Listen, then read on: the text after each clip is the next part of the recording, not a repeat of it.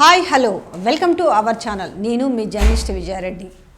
Social మీడియాలో ఎవరి నోట విన్నా ఒక పేరైతే ఇప్పుడు వినిపిస్తుంది, అతని గురించి మాట్లాడుకుంటున్నారు. ఇంతకీ ఎవరా వ్యక్తి అనుకుంటున్నారా? అతనేనండి ఫిరోజ్ ఖాన్. అంటే తన ఒక హెల్ప్ చేయాలనే ఒక తపన and fair and free elections, old city గురించి ఒక పెద్ద సబ్జెక్టే మాట్లాడుకోవాలనుకుంటే ఎప్పుడు కూడా ఎవ్వరు కూడా ఎంఐఎంని ఇంతవరకు కొట్టలేకపోయారు. ఏ గవర్నమెంట్ వచ్చినా కూడా ఎంఐఎం అంటే వాళ్ళ కిందనే పనిచేస్తుంది అనే మాటలు కూడా వినిపిస్తున్నాయి. ఇంతకీ ఆ ఎంఐఎం కథ ఏంటి, అసలు ఈ బోకస్ ఓట్ల కథ ఏంటి, అసలు ఈ ఫిరోజ్ ఖాన్ ఏంటి, ఇంత విస్తృతంగా ఎలా తెరపైకి వచ్చాడు? టీపీసీసీ నాంపల్లి కాన్స్టిట్యున్సీ ఇన్ఛార్జ్ ఫిరోజ్ ఖాన్ మనతో ఉన్నారు. అతను అడిగి తెలుసుకుందాం. Sir hi sir. నమస్కారం. Good afternoon sir. Good afternoon sir. అసలు ఏంటి సార్ అంటే జనరల్గా అంటే మనం మాట్లాడుకుంటే ఏంటంటే కొంచెం తెలుగు పీపుల్ అందరికీ కూడా, ప్రేక్షకులందరికీ కూడా కొంచెం ముస్లిం లీడర్స్ అన్న వాళ్ళ మీద కొంచెం ఆసక్తి తక్కువే. కానీ మీరు ఒక ఎంఐఎం అనే దాని మీద, ఎంఐఎం ఇంతవరకు ఎవరు కొట్టలేకపోయారు, అసలు ఎంఐఎం గురించి మాట్లాడాలంటే భయపడేవాళ్ళు. కానీ ఇక్కడ ఫిరోజ్ ఖాన్ మాత్రం చాలా డేర్ అండ్ డాషింగ్గా మాట్లాడుతున్నారు. అసలు మీకు భయం లేదా ఏంటి? మీరు ఒక లీడర్గా ఎలా ప్రొజెక్ట్ అవుతున్నారు? రాజకీయంలో వచ్చిన మార్పు కోసం, గెయిన్ కోసం రాలేదు, చేంజ్ కోసం వచ్చిన. సో చేంజ్ కోసం వచ్చినప్పుడు భయం ఏది? భయం ఉండదు. ఎప్పుడూ పొలిటీషియన్స్కి భయాలు ఉంటాయి. డబ్బులు పెట్టిన తర్వాత డబ్బులు ఎట్లా సంపాదించుకోవాలి, డబ్బులు పోతే మళ్ళీ ఎట్లా రికవర్ చేసుకోవాలి, అన్ని నెత్తినొప్పులు ఒక పొలిటీషియన్లకు ఉంటాయి. లీడర్ వస్తాడు ఒక మార్పు కోసం, దేశం కోసం, ప్రజల కోసం, సమాజం కోసం. అదే ఆలోచన పెట్టి నేను వచ్చిన తర్వాత ఒకటే నా లక్ష్యం, మార్పు తీసుకురావాలి ఈ ఓల్డ్ సిటీలో. 40 years నుంచి ఆ ఎంఐఎం రాజ్యం నడుస్తుంది ఇక్కడ. అంతే, బోకస్ ఓట్లు, dadagiri, rowdyism, zero development. And ఈ ఎంఐఎం పార్టీకి మేనిఫెస్టో ఉండదు. మేనిఫెస్టో లేకుండా వీళ్ళు గెలుస్తున్నారు.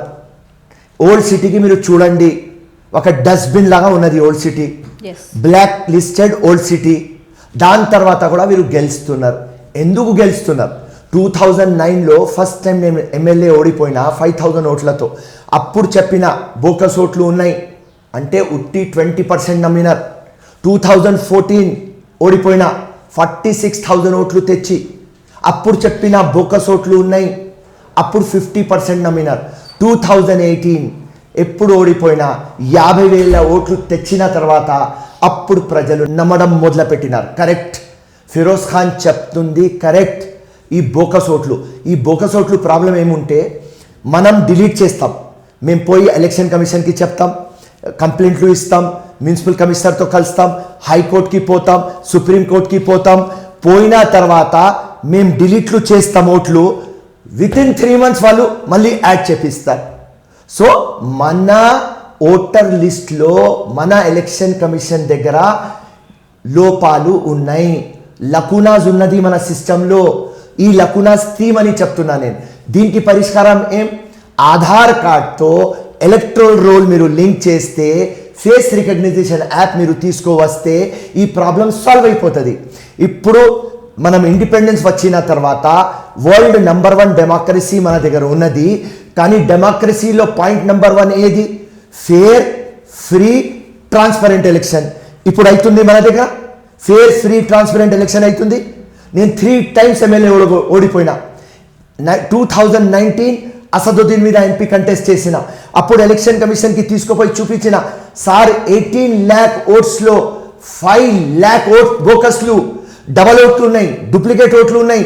ఇంత చిన్న ఇల్లు 100 గజాలు, దానిలో 150 ఓట్లు ఉన్నాయి, డెత్ ఓట్లు ఉన్నాయి, ఎన్ఆర్ఐ ఓట్లు ఉన్నాయి, ఈ బస్తీ లేదు, ఆ ఓట్లు ఉన్నాయి అని చెప్తే ఇప్పుడు మా దగ్గర టైం తక్కువ ఉన్నది, ఎలక్షన్ నెత్తి మీద ఉన్నది, మేము కోషిష్ చేస్తాం కానీ గ్యారంటీ ఇవ్వలేదు.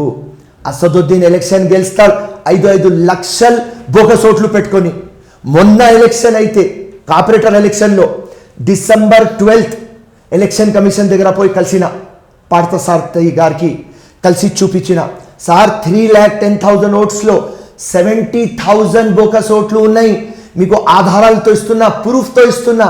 ఆయన ఏం చెప్పినారంటే ఫిరోజ్ ఒక పని చేయి, సారీ 2nd కలిసిన 2 డిసెంబర్ ఆయన ఏం చెప్పిన 12th డిసెంబర్కి ఫైనల్ లిస్ట్ వస్తుంది, మీరు రండి, దాని తర్వాత కంప్లైంట్ ఇవ్వండి. నేను నవ్వుకుంటా చెప్పిన, సార్ 12th ఫ్రైడే, థర్స్డే, మళ్ళీ దీపావళి ఉన్నది, సాటర్డే ఉన్నది, సండే ఉన్నది, మండే గవర్నమెంట్ హాలిడే ఉన్నది, 17 పొద్దుగాల మీతో నేను కలవడానికి వచ్చే ముందునే నోటిఫికేషన్ వచ్చేస్తుంది, మీరు పాత లిస్టులతో ఎలక్షన్లో పోమని చెప్తారు నాకు. ఇది నేను ఒక 10 సంవత్సరం నుంచి చూస్తున్నా ఈ డ్రామా పోవాలి అంటే మీ కాల్ మొక్తా సార్, రికమెండ్ చేయండి, ఆధార్కి ఎలక్ట్రల్ రోల్తో లింక్ చేయడానికి రికమెండ్ చేయండి, ఫేస్ రికగ్నిషన్ పెట్టండి, అప్పుడే ఫేర్ ఫ్రీ ట్రాన్స్పరెంట్ ఎలక్షన్ అవుతుంది, అప్పుడే సేఫ్ డెమోక్రసీ అవుతుంది. Mother of all corruption, election corruption, electoral corruption ఇన్ని చెప్పిన తర్వాత కూడా ప్రతి ఒక్క ఆఫీసర్ ఏమంటారు, వింటారు, ఒప్పుకుంటారు, కానీ వాళ్ళ దగ్గర కూడా పరిష్కారం లేదు. This is the reality. ఇన్నిసార్లు ఇంతమంది ఆఫీసర్లను కలిసిరు కదా, కొన్ని బోకస్ ఓట్లనన్నా మీరు తీయించగలిగారా? తీస్తారు వాళ్ళు. ఇప్పుడు ఫర్ ఎగ్జాంపుల్ లాస్ట్ టైం 2018 అప్పుడు నేను పోయినా 90,000 బోకస్ ఓట్లు ఉన్నాయని తీసినారు, 21-22,000 ఓట్లు తీసినారు, కానీ 68,000 ఓట్లు ఉన్నాయి. నేను ఎన్ని ఓట్లతో ఓడిపోతున్నా? 5,000, 7,000, 3,000 అన్ని బోకస్ ఓట్లు. బుర్ఖా కార్డెడ్ ఉమెన్ వస్తుంది, బుర్ఖా కార్డెడ్ ఉమెన్కి ఆపడానికి మన దగ్గర మెకానిజం లేదు.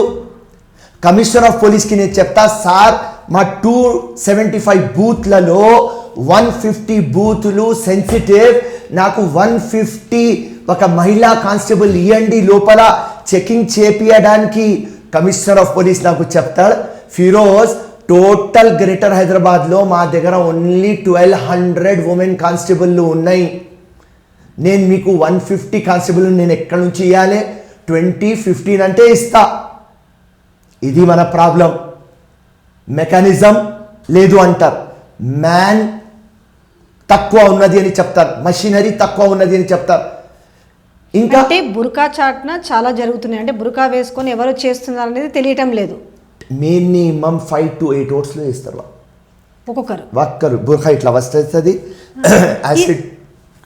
యాసిడ్ వాళ్ళ దగ్గర ఉంటాయి, రిమూవర్ అప్పుడే ఉంటాయి, చేతిలోనే ఉంటుంది, ఇట్లా పెడతారు, ఇట్లా బుర్ఖా ఉంటుంది, బుర్ఖా దానిలో కనిపించదు మీకు. మాస్ అంటూ వాళ్ళు పోదంటారు కదండి, అంతే అంత చాలా ఎలక్షన్ వాళ్ళు పెట్టే ఇంక్ అనేది అంత ఈజీగా పోదు, రిమోవర్తో స్ట్రెయిన్ కనిపిస్తుంది అంటారు కదా. వినండి, వెరీ గుడ్ పాయింట్. ఇదే మాట నేను ఎలక్షన్ కమిషన్కి అన్నా, సార్ మీరు ఉట్టిగా ఇట్లా పెడుతున్నారు, ఒక గీత పెట్టకు సార్, మొత్తం మీరు ముంచేయి దాంట్లో ఇంకా ముంచేసి ఒక 1-2 సెకండ్స్ ఆపు సార్ చేయంటే, అప్పుడు ఎలక్షన్ కమిషన్ గారు నాకు ఏం చెప్పినారంటే, ఆ ఇంక్ కూడా ఎక్కువ తీసుకురావాలంటే మేము గవర్నమెంట్కి రాయాలి అంటూ. ఓ మై గాడ్, ఇది వాస్తవం. సో అందరికీ తెలుసు, ఇది ఓపెన్ సీక్రెట్. బుర్ఖా కార్డెడ్ ఉమెన్కి వీళ్ళు యూస్ చేస్తారు. ప్రతి ఒక్క కాన్స్టిట్యువెన్సీలో 2,000 మహిళలు ఇట్లా రొటేషన్లో తిరుగుతారు, తిరిగి 5 to 7 ఓట్లు వేసేస్తారు. ఆ 2,000 ఉమెన్ 5 to 7 ఓట్లు అంటే 14,000. ఇది తీయడానికి కూడా లేదు, మొత్తం కంప్లీట్ ఫేస్. ఏం చేస్తారు? వాళ్ళ దగ్గర కార్డులు కూడా ఉంటాయి, లిస్ట్లో కూడా ఉంటుంది పేరు, ఆమె ఉంటుంది ఆఫియా, లిస్ట్లో పేరు ఉంటుంది సఫియా, కార్డు ఉంటుంది, ఎలక్ట్రల్ కార్డు ఉంటుంది, డూప్లికేట్ చేయించుకుంటారు, చేసుకొని వచ్చేస్తారు. వచ్చేసి నేను ఆఫియా, నేను సఫియా, నేను హామిదా చెప్తే మన దగ్గర మెకానిజం లేదు. అదే మా బాధ. ఇప్పుడు ఒక పాస్పోర్ట్ ఉన్నది, ఆ పాస్పోర్ట్ ఆఫియా పేరు మీద ఉంటే సఫియా ట్రావెల్ చేస్తే పట్టుకుంటే ఇంపర్సనేషన్ కేసు బుక్ అవుతుంది, 3 years జైలుకి పోతుంది ఈ అమ్మాయి. కానీ ఇప్పుడు ఆఫియా ఓటు సఫియా ఇస్తుంది, మేము ఎట్లా పట్టుకోవాలి? పట్టుకుంటే కోర్టులో ఎట్లా ప్రూఫ్ చేయాలి? ఇది మెకానిజం లేదు. ఇదే మేము అంటున్నాం యాజ్ ఎ యంగ్ లీడర్. మా లొల్లి పంచాయతీ ఇదే. ఏమంటే సిస్టమ్కి చేంజ్ చేయండి, సిస్టంలో లకునాస్ ఉన్నాయి. యాజ్ ఎ యంగ్ లీడర్ నేను ఆప్టమిస్టిక్ ఉన్నా, నేను పాజిటివ్ ఉన్నా, నేను అగేన్స్ట్ మాట్లాడతలేం. ఇండిపెండెన్స్ అయినప్పుడు మనం ఒక పిన్ కూడా మ్యానుఫ్యాక్చర్ చేయలేకపోయినాం, కానీ ఇలా వరల్డ్ నెంబర్ 1 మిసైల్ మేము చేస్తాం. కానీ ఈ ఎలక్ట్రల్ రోల్లో ఈ అవకతవకలు ఉన్నాయని నేను 10 సంవత్సరం నుంచి చెప్తున్నా, ప్రతి ఒక్క ప్లాట్ఫామ్లో చెప్పినా, సుప్రీంకోర్టులో చెప్పినా, హైకోర్టులో చెప్పినా, ఎలక్షన్ కమిషన్ చెప్పినా, ఆల్ ఇండియా ఎలక్షన్ కమిషన్ చెప్పినా, స్టేట్ ఎలక్షన్ కమిషన్ చెప్పినా. ఎందుకు వినిపించుకోవట్లేదు? అయితే కేవలం ఇదంతా కూడా మేనేజ్ చేస్తున్నారా బ్రదర్స్?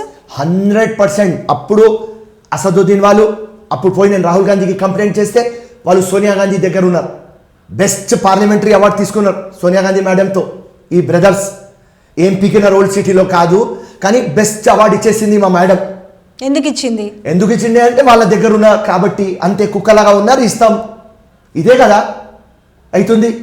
ఇప్పుడు కేసీఆర్ దగ్గర ఉన్నారు, ఏం ఏం ఏం చేస్తున్నారు ఓల్డ్ సిటీ అంటే ఇప్పుడు ఎప్పుడు కూడా వీళ్ళు కీలకం అవుతున్నారు కదా. మీరు అనుకున్న వ్యవస్థని ఎప్పుడు మార్చగలుగుతారు, ఎట్లా మార్చగలుగుతారు? మరి ఇది వ్యవస్థ మారాలి అంటే 1 సెకండ్ ఇది ఆలోచన ప్రధానమంత్రికి రావాలి, లేకుంటే అట్లీస్ట్ హోమ్ మినిస్టర్కి రావాలి, అట్లీస్ట్ ఇండియా లా మినిస్టర్కి రావాలి.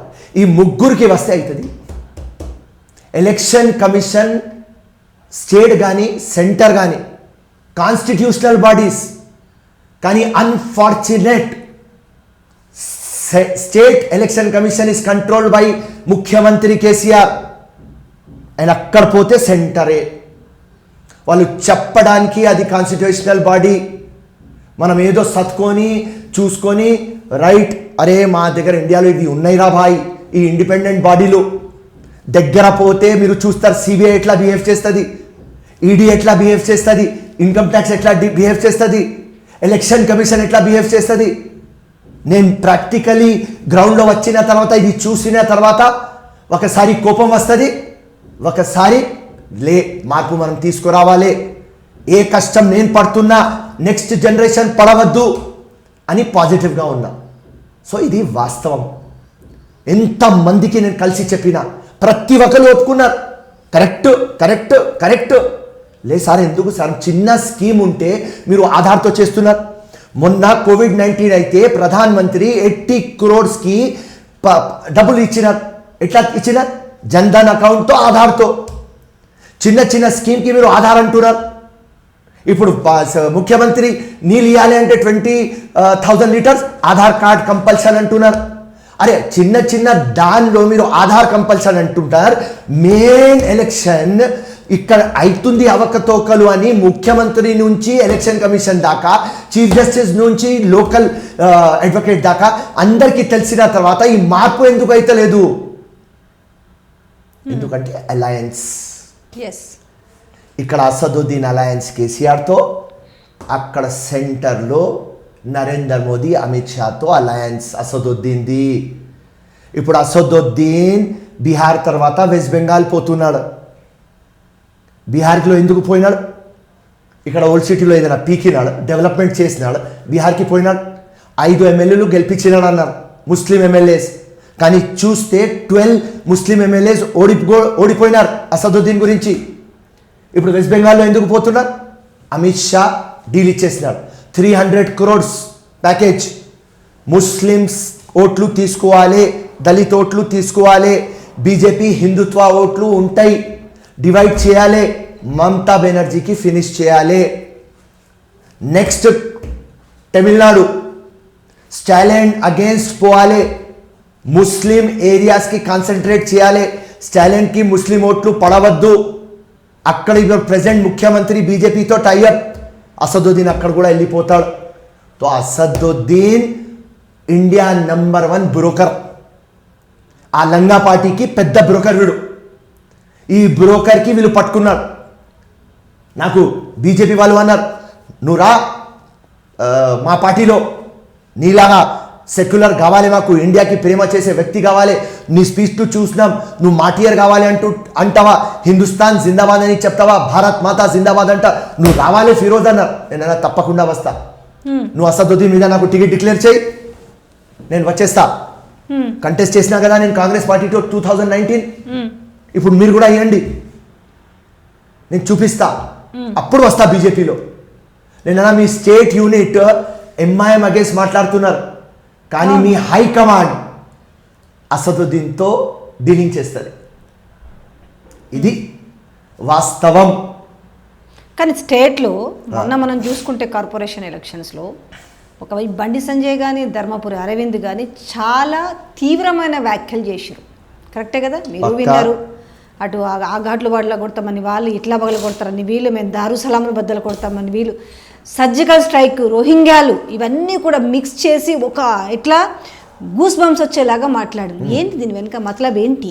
మతలబ్ ఏమున్నది అంటే స్టేట్ యూనిట్కి లిబర్టీ ఇచ్చేసినారు. మీరు ఏదైనా అసదుద్దీన్ గురించి మాట్లాడి పొలిటికల్ పోలరైజేషన్ చేయండి. ఎందుకంటే అసదుద్దీన్ కూడా అదే కావాలి అంటాడు. ఇది ఒక గేమ్ అమ్మా. ఇప్పుడు అసదుద్దీన్ మీద చెప్తే బీజేపీ, హిందూ ఒక జగ అయిపోతారు. అసదుద్దీన్ బీజేపీ మీద చెప్తే ముస్లిం ఒక జగ అయిపోతారు.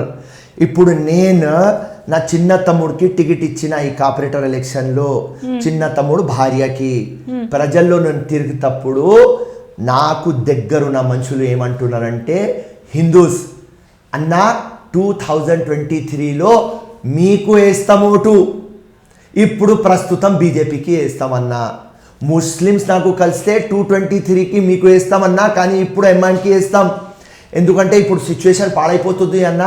ఈ బీజేపీ వాళ్ళు భాగ్యనగర్ అంటున్నారు, సర్జికల్ స్ట్రైక్ అంటున్నారు, వీళ్ళు ఇది. ఇక్కడ హిందూతో మాట్లాడితే లే అన్న, బీజేపీ తీసుకురావాలి, ఈ ఓల్డ్ సిటీలో వీళ్ళు డైనస్టీ ఫినిష్ చేయాలి. ఈ అక్బరుద్దీన్ ఎట్లా మాట్లాడుతున్నాడు, ఎన్టీఆర్ గురించి మాట్లాడుతున్నాడు, పివి నరసింహారావు గురించి మాట్లాడుతున్నాడు, ఏదో మాట్లాడుతున్నాడు.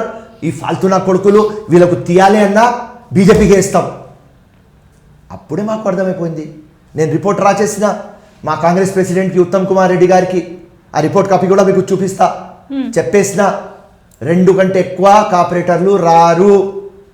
Total BJP will gain, BJP will get 40 seats, MIM will get 42 అని అక్కడ రాసేసిన.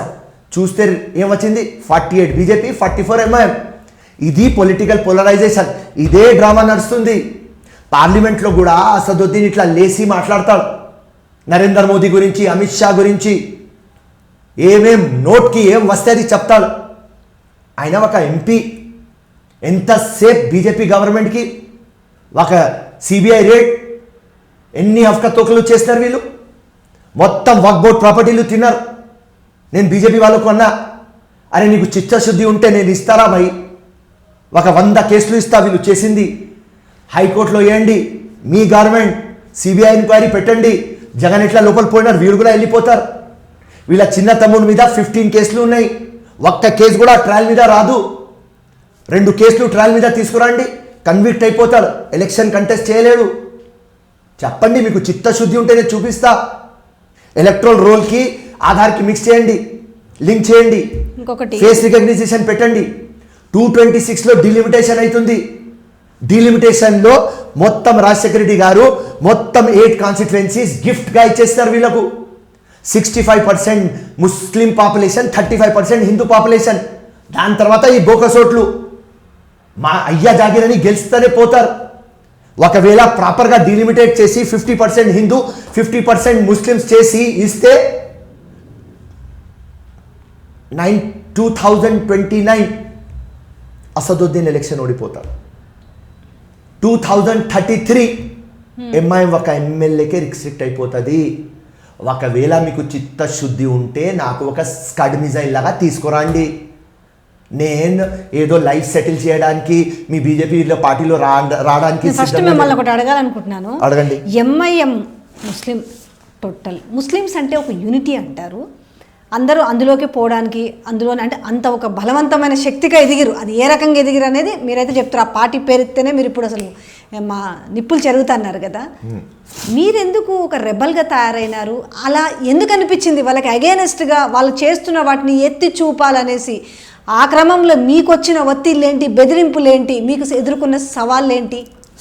ఇప్పుడు ఎంఐఎం పార్టీ ఐడియాలజీ ఏం? మేం ముస్లిమ్స్కి ఇప్పుడు కొత్తగా నిదానం మొదలుపెట్టినారు, దళితులకు కూడా అని.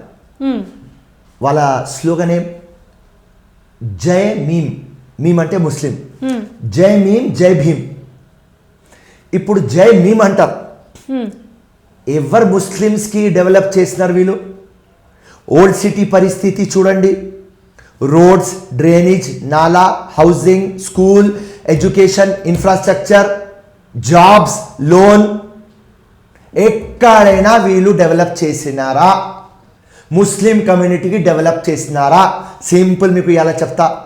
For example 2019 budget for Telangana minorities 2000 crores ఉంటే 700 crores 800 crores ఖర్చు చేసినారు. 1200 crores మళ్ళీ వాపస్ గవర్నమెంట్కి వెళ్ళిపోయింది. అసదుద్దీన్ మాట లేపినారు. 12% ముస్లిమ్స్కి రిజర్వేషన్ ఇస్తామని చెప్తే ఆ మాట లేపినాడు. వక్ఫ్ బోర్డ్కి జ్యుడిషియరీ పవర్ ఇస్తామన్నారు, మాట లేపినాడు. ముస్లిమ్స్కి ఉద్యోగాలు రాలేదు, మాట లేపినాడు. ఏక్ ఖానా మస్జిద్ అంబర్పేట్లో షహీద్ అయిపోయింది, డెమాలిష్ చేసేస్తున్నారు, మాట లేపినాడు. సెక్రటరియేట్లో మస్జిద్కి డెమాలిష్ చేసినారు, మాట లేపినాడు. నారాయణ్ ఖేడ్లో ఆషుర్ ఖానాకు డెమాలిష్ చేసినారు, మాట లేపినాడు. ఓల్డ్ సిటీకి 7 yearsలో ఒక్కసారి కూడా ముఖ్యమంత్రికి పిలిపించినాడు. మెట్రో రైల్ కావాలి అని ఎప్పుడైనా మాట్లాడినాడు. మూసీ రివర్ క్లియర్ కావాలి, కొత్త ఉస్మానియా రావాలి మాట్లాడినాడు. కార్పొరేట్ హాస్పిటల్ కావాలి, కార్పొరేట్ కంపెనీలు కావాలి, మల్టీనేషనల్ కంపెనీలు రావాలి, మంచి షాపింగ్ కాంప్లెక్స్లు రావాలి, ఎప్పుడైనా మాట్లాడినాడు. అంటే దొంగ పార్టీ ఇది. ముస్లిమ్స్ పేరు తీసుకొని ముస్లిమ్స్కి ద్రోహం చేసే పార్టీ. అది చూపిస్తారు. Deccan college, Deccan medical college, engineering college, MCA college ఉట్టి చూపిస్తారు. దానిలో ఎవరికి ఫ్రీగా సీట్ ఇస్తారు, ఎవరికి డొనేషన్ లేకుండా సీట్ ఇస్తారు. వాళ్ళు అందరు చదివే వాళ్ళు కోటీశ్వరులు, ఎన్ఆర్ఐ వాళ్ళు ఈ కాలేజీలో ఉంటారు. ఎప్పుడు ప్రెస్కి తీసుకుపోయి చూపిస్తారు, అరే మేము కన్జర్వేటివ్ ముస్లిం కాదు, మేము ప్రోగ్రెసివ్ ముస్లిం అని డ్రామాలు చేస్తారు. సో ఈ డ్రామాలు వీరు చేయవద్దు. ఒకవేళ వీరు న్యాయబద్ధంగా ముస్లిమ్స్కి హెల్ప్ చేసే పార్టీ ఉంటే తప్పకుండా నేను 2007లోనే వీళ్ళకు జాయిన్ చేసేది. అట్లీస్ట్ చల్ మన కమ్యూనిటీకి హెల్ప్ అవుతుంది అని జాయిన్ అవుతా. కానీ రాజకీయంలో వచ్చిన తర్వాత వీళ్ళ నంగ పళ్ళు చూస్తే అరే అరే అరే భయ్ ఏం ధోకా చేస్తారా భయ్.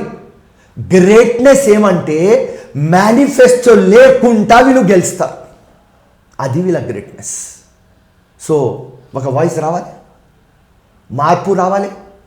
ఇప్పుడు మా ముస్లిమ్స్లో చాలామంది కోటీశ్వరులు ఉన్నారు. ఆ ఖాన్ లతీఫ్ ఖాన్ పాపం మొన్న చనిపోయినారు. జాయిద్ అలీ ఖాన్ ఉన్నారు, సియాసత్ పేపర్, చార్మినార్ ఫ్యాక్టరీ వాళ్ళు ఉన్నారు, గోల్కొండ ఫ్యాక్టరీ వాళ్ళు ఉన్నారు, వీళ్ళు అందరు బాబు ఖాన్ వాళ్ళు ఉన్నారు. వీళ్ళకు నేను అడిగితే సార్ ఇంత అవకతవకలు అవుతున్నాయి, ఇంత బద్మాషీ వాళ్ళు చేస్తున్నారు, ఇంత అన్యాయం చేస్తున్నారు, సమాజంకి ఏం మద్దతు అయితే లేదు, ఓల్డ్ సిటీ డెవలప్ అయితే లేదు. చూడు ఎవరు 30 years నుంచి ఆటోలో ఉన్నాడు, వాడు ఇప్పుడు ఆటోలోనే ఉన్నాడు. ఎవరు కేఫ్లో ఉన్నాడు, వాడు కేఫ్లోనే ఉన్నాడు. ఎవరు పాండబాలో ఉన్నాడు, వాడు పాండబాలోనే ఉన్నాడు. ఎవరు రెంటెడ్ హౌస్లో ఉన్నాడు, వాడు అట్లనే ఉన్నాడు. అట్లనే వీళ్ళ పరిస్థితి. సార్ మీరు ఎందుకు గొంతు లేవరు, మీరు వాయిస్ ఎందుకు ఇయ్యరు అంటే వాళ్ళు ఏమంటారు, లేరా భాయ్ మాకు మా బిజినెస్ ఇంపార్టెంట్, అది వద్దు మాకు రాజకీయం జోలికి మేము పోమరా భాయ్. డబ్బులు ఉన్న వాళ్ళు మా కమ్యూనిటీలో వేరే లోవర్ మిడిల్ క్లాస్ బీపీఎల్ వాళ్ళకు పడితే అన్నా మా దగ్గర ఉద్యోగం లేదు, మా దగ్గర ఇల్లు లేదు, మా దగ్గర డబ్బులు లేవు, మా దగ్గర ఎడ్యుకేషన్ లేదు, మాకు ఫ్యామిలీ ప్రాబ్లమ్స్, మా నాన్న లేడు, నాకు 4 sisters ఉన్నారు, అందరిది ఇది ప్రాబ్లం. ఇక్కడ చూస్తే వీక్ ఫైట్ చేయడు, అక్కడ రిచ్ గమ్మునుకుంటున్నాడు, కళ్ళు మూసుకుంటున్నాడు. సో నేను రాజకీయంలో వచ్చిన కళ్ళు తెరవడానికి, నా కళ్ళు తెరిచి ఉండాలి, ప్రజల కళ్ళు తెరవాలి. సో ఒక టైం పడుతుంది, ఏదైనా ఇమీడియట్లీ కాదు. సింపుల్ 200 years బ్రిటిష్ ఉన్నారు, అప్పుడు ఎవరికైనా నమ్మకం అరే వస్తుంది ఇండిపెండెన్స్, వచ్చేసింది కదా తెలంగాణ వస్తుంది అని ఎవరికైనా నాకే నమ్మకం లేదు. నేనే పెట్టిన కేసీఆర్ పేరు, ఈ మిక్కీ మౌస్ ఏం తెస్తాడని, కానీ మిక్కీ మౌస్ తెచ్చేసినాడు కదా, తెచ్చేసి మొత్తం ఆ కాంగ్రెస్ పార్టీకే మొత్తం మిక్కీ మౌస్ చేసేసినాడు. So as a young leader మార్పు వస్తుంది, కానీ ఒక జీవితం అంకితం చేయాలి. మీ ఫైట్లో మీరు ఆగవద్దు. నా మీద చాలా దౌర్జన్యమైనాయి, మా మీద అటాక్లు అయినాయి. 2 సార్లు సస్తా బతికినా, మా రైట్ హ్యాండ్కి మర్డర్ చేసినారు, మా లెఫ్ట్ హ్యాండ్కి మర్డర్ చేసినారు, మా ఇంట్లో అటాక్ చేసినారు, చాలా అయినాయి. ఒక 15 కేసులు అయినాయి వీళ్ళతో. సో ఇప్పుడు వాళ్ళు కూడా తగాయించినారు, అంటే వీడికి సంతే వీడు సావడు రా భయ్. నాకు కూడా వచ్చేసింది ఆ మార్పు తెచ్చేదాకా నేను సావను అని. సో నేనేం పాయింట్ పెట్టుకున్నా నా మైండ్లో, ఏ రోజు నేను గెలిస్తే 100 ఫిరోజ్ ఖాన్లు పుడతాయి, ఏ రోజు నేను ఈ విప్లవం కోసం సచ్చితే 1000 ఫిరోజ్ ఖాన్లు పుడతారు. సో నేను ఒకవేళ ఆలోచిస్తే గెలవాలి లేకుంటే సావాలి అంటే, నేను ఒక లీడర్ ఉంటే సావాలి, సస్తేనే నాకు ప్రాఫిట్. 1000 ఫిరోజ్ ఖాన్ గెలిస్తే 100, ఇది చిన్న ఇష్యూ. సో ఆ మైండ్ సెట్కి వచ్చేసిన. సో టోటల్ ప్రిపేర్ ఉన్నాం. మా అమ్మ నాన్నకి తెలుసు, నాకు 84 ఇయర్స్ ఫాదర్, 70 ఇయర్స్ మదర్ నాతోనే ఉంటారు, నాకు పిల్లలు లేరు, భార్య ఉన్నది, వాళ్ళకు తెలుసు, వాళ్ళు ఇంత కూడా భయపడరు. ఫిరోజ్ ఖాన్ మీద అటాక్ అయింది అంటే పోర్రాబాయ్ వచ్చి ఉంటాడు హాస్పిటల్లో, అరే ఫిరోజ్ ఖాన్ జైల్లో ఉన్నాడంటే మంచిగా అక్కడ తిని వస్తాడు. ఇంత కూడా పరిశాన్ గారు వాళ్ళు, ఎందుకంటే వాళ్ళకు తెలుసు నేను వాళ్ళకు చెప్పిన దొంగ పనుల కోసం నేను లేను, ఒక మంచి పని కోసం. ఒక భగత్ సింగ్ ఎట్లా ఆలోచించినాడు అట్లా ఆలోచించి నేను ఉన్నా, సుభాష్ చంద్రబోస్ ఎట్లా ఆలోచించినారు అట్లా ఉన్నా, ఒక నేతాజీ ఎట్లా ఆలోచిస్తారు అట్లనే ఉన్నా. సింపుల్, నాకు ఫ్రీడమ్ ఇవ్వండి, భయపడకండి, ఏ రోజు పుట్టాం సస్తాం నో ప్రాబ్లం, మంచి పని చేస్తున్నాం అని చెప్తే భార్య మదర్ ఫాదర్ ఫుల్ సపోర్ట్ ఉన్నది నాకు. సో దానికోసం ఖుల్లా ఎక్కడైనా వస్తే ఓపెన్ మాట్లాడతా, డిప్లొమాట్ మాట్లాడను. యాజ్ ఎ యంగ్ లీడర్ మార్పు కోసం వచ్చిన, ఇంకా అందరు యంగ్ లీడర్స్కి కూడా చెప్తా రావాలి. ఏ రోజు ఇండియా ఇండిపెండెన్స్ అయింది, ఆ పార్లమెంట్లో కానీ ఆ అసెంబ్లీలో కానీ ఇమాన్దార్ లీడర్లు ఉన్నారు, దానికోసం ఇవాళ ఇండియా ఇంత గట్టిగా అయింది. ఇంకా ఇప్పుడు ఆ ఇమాన్దార్ లీడర్లు అవసరం. ఇండియాకి సూపర్ పవర్ చేయాలి, అన్ని రిసోర్స్లు ఉన్నాయి మన దగ్గర, అన్నీ ఉన్నాయి, కానీ ఉట్టి చిత్తశుద్ధి, ఒక 100 లయన్స్ ఒక్క చోటి వచ్చి ఎస్ మేము సూపర్ పవర్ చేస్తాం, ఈ లకునాస్ తీస్తాం, ఈ డిఫెక్ట్లు తీస్తాం, మార్పు తీసుకువస్తాం, 100% India will become super power. ఇంత కల్టివేట్ అయిన రాజకీయాల్లో ఫిరోజ్ ఖాన్ చూస్తుంటే ఒక కొత్త వ్యక్తిలాగా, కొత్త లీడర్ లాగా కనిపిస్తున్నాడు. నిజంగా మీ మాటలు చూస్తుంటే, అంటే ఒక యంగ్ లీడరు చూడలే చాలా రోజుల నుంచి. రాజకీయంలోకి ఎందుకు వస్తారు మీకు తెలియంది కాదు, నాకు తెలియంది కాదు. డబ్బు సంపాదించాలా, ఎమ్మెల్యేలు కావాలి, ఎంపీలు కావాలి, మంత్రులు కావాలి, అవకాశం వస్తే సీఎం కావాలనే వాళ్ళే పదవుల గుప్పిట్లో ఉండాలనుకుంటారు. కానీ మీరు మాత్రము మార్పు కోసం చేస్తానంటున్నారంటే నిజంగా చాలా రోజుల తర్వాత, చాలా ఏళ్ళ తర్వాత వింటున్నాం అనిపించుతుంది మాకైతే. ఏంటి నిజంగా అంత తెగింపు? ఉట్టి మీ ఆలోచన. నేను డ్రీమ్ చూసిన చిన్నప్పుడు, ఒక నాంపల్లి ఓల్డ్ సిటీ ఇట్లా ఉండాలి అని. ఆ డ్రీమ్ నాకు కన్వర్ట్ అయింది డిజైర్లో. డెడికేషన్ వచ్చింది, డిసిప్లిన్ వచ్చింది, డేరింగ్ వచ్చేసింది, అంతే. సో మీరు చెప్పినలాగా ఒక పొలిటీషియన్ ఉంటే డబ్బులు పెట్టాలి, డబ్బులు సంపాదించుకోవాలి. 2018 గెలవాలి, 2023 గెలవాలి, దాని తర్వాత 2029 గెలవాలి, దాని తర్వాత కొడుకు గెలవాలి, లేకుంటే కోడలు గెలవాలి, అదే ఉంటుంది. ఐ మీన్ ఆఫ్టర్ ఆల్ అది పాలిటీషియన్స్, లీడర్లు హిస్టరీలో వస్తారమ్మా.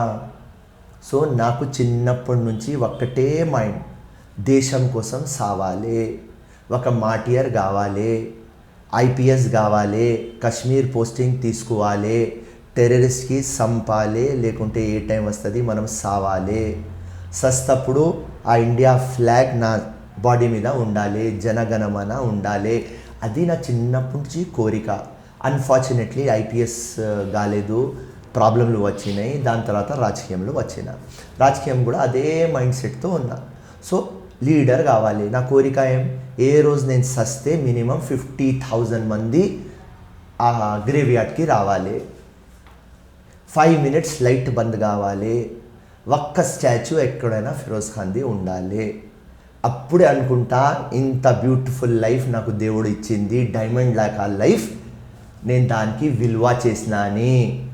అమ్మ నేను ఇప్పుడు అడుగుతా, మీకు ఎవరు ఎమ్మెల్యే ఉప్పల్ అంటే పేరు మీకు తెలియదు, సింపుల్. ఎవరికైనా రోడ్ మీద అవి ఇప్పుడు నాంపల్లి పోదామమ్మా, పొగరు కాదు, నాంపల్లిలో పోదాం ఇప్పుడు, ఎవరు ఎమ్మెల్యే అని అడిగితే పేరు తెలియదు, కానీ ఎంఐఎం అంటారు. ఎవరు ఓడిపోయినారంటే 10లో 10 చెప్తారు ఫిరోజ్ ఖాన్. సో అట్లాంటి ఒక మైండ్ సెట్తో వచ్చినాను. సో ఏది నేను గ్రేట్ కాదు, ఐఎమ్ డూయింగ్ మై డ్యూటీ. నేను చాలా ఆఫీసర్లకు అడుగుతా, కలెక్టర్కి అడతా, కమిషనర్కి అడతా, సార్ ఇది రాంగ్ కదా సార్, మీరు ఎందుకు చేస్తున్నారంటే ఏం చేయాలి ఫిరోజ్, డ్యూటీ అంటారు. నేను నీ పోస్ట్లో ఉంటే నేను రిజైన్ చేసేసి వెళ్ళిపోది, లేకుంటే ట్రాన్స్ఫర్ తీసుకుంటా, కానీ నా కాన్షియస్ ఒక్కపోతే నేను చేయను సార్. కానీ మీరు ఐఎస్ అని మేము ఇట్లా చూస్తాం, కలెక్టర్ అని ఇట్లా చూస్తాం, దాని తర్వాత కూడా మీరు ముఖ్యమంత్రి చెప్పినారు, నాకు ప్రెషర్ ఉన్నది, నేను చిన్న ఆఫీసర్లు కలెక్టర్ రంగారెడ్డికి చెప్పినాను. అక్కడ ఇప్పుడు కూడా ఇవాళ రోజు కూడా ఉస్మాన్ నగర్లో నీళ్ళు ఉన్నది.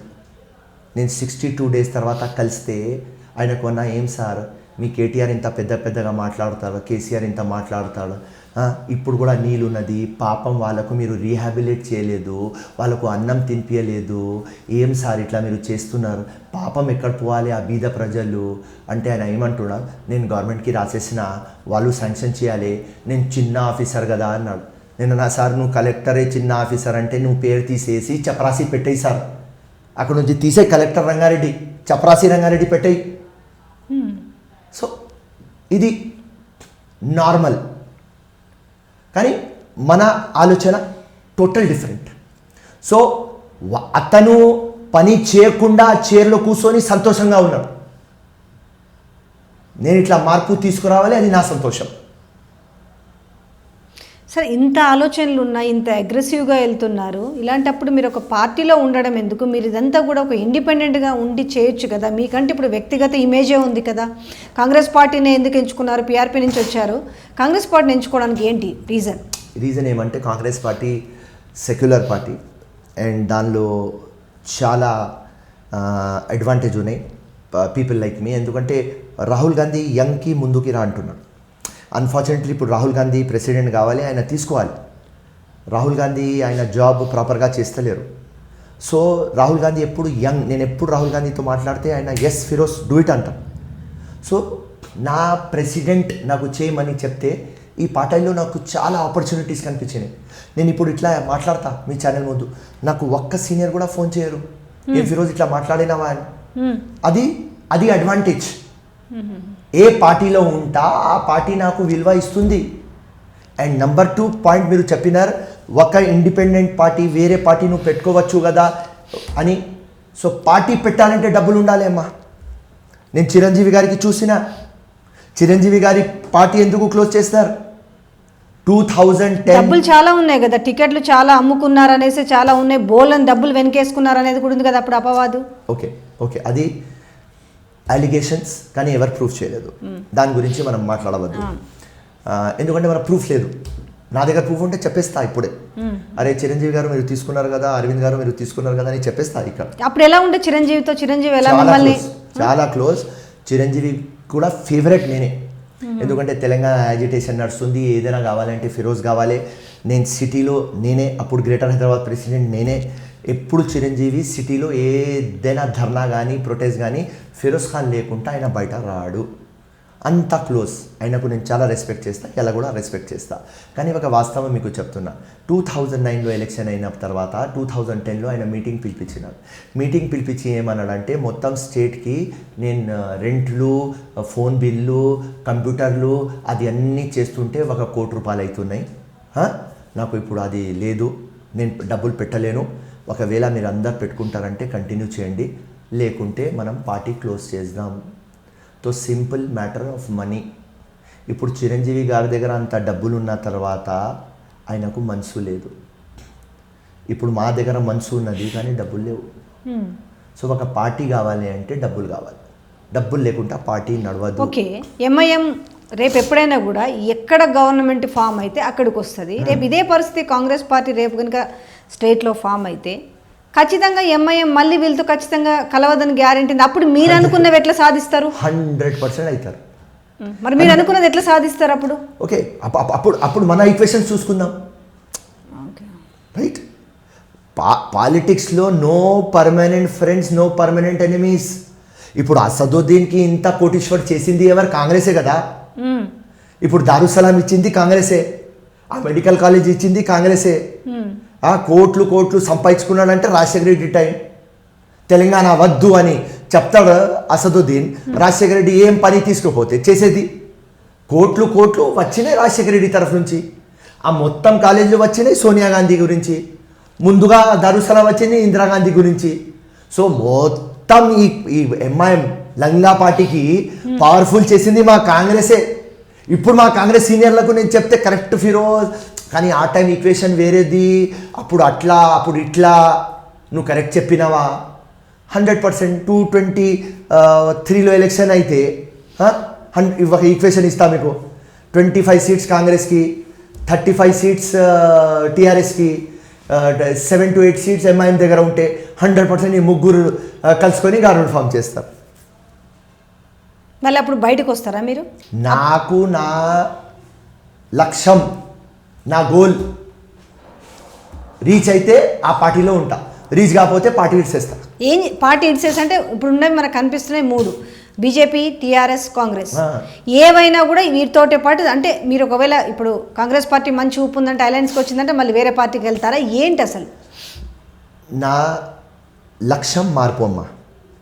మార్పు నాకు ఏ పార్టీ ఇస్తుంది నేను అక్కడ వస్తా. ఇప్పుడు నేను ఏమన్నా బీజేపీ వాళ్ళకు, నేను మీ దగ్గర వచ్చేస్తా, నాకు మీరు అమిత్ షాతో కూర్చోపెట్టి చెప్పేయండి తప్పకుండా ఆధార్తో ఎలక్ట్రల్ రోల్ చేస్తాం, మీరు గ్యారంటీ ఇచ్చేయండి, నేను వచ్చేస్తా బీజేపీలో. నాకు అసదుద్దీన్ మీద టికెట్ డిక్లేర్ చేయండి, నేను వచ్చేస్తా. కానీ వాళ్ళు పిలుస్తలేరు కదా. ఇప్పుడు కూడా క్లియర్ ఉన్నా కదా. ఇప్పుడు కాంగ్రెస్ పార్టీ పవర్లో లేదు, పవర్లో ఉన్నది బీజేపీ పార్టీ. ఏదైనా చేయాలి అంటే అది అమిత్ షా చేయాలి, లా మినిస్టర్ చేయాలి, ప్రధానమంత్రి చేయాలి. అది 1 minute వర్క్. నేను చెప్పిన ఒకవేళ అసదుద్దీన్కి ఫినిష్ చేస్తే నాకు తీసుకురా, నాకు ప్రామిస్ ఇప్పి, నేను వచ్చేస్తా, విత్ ఇన్ 1 minute వచ్చేస్తా.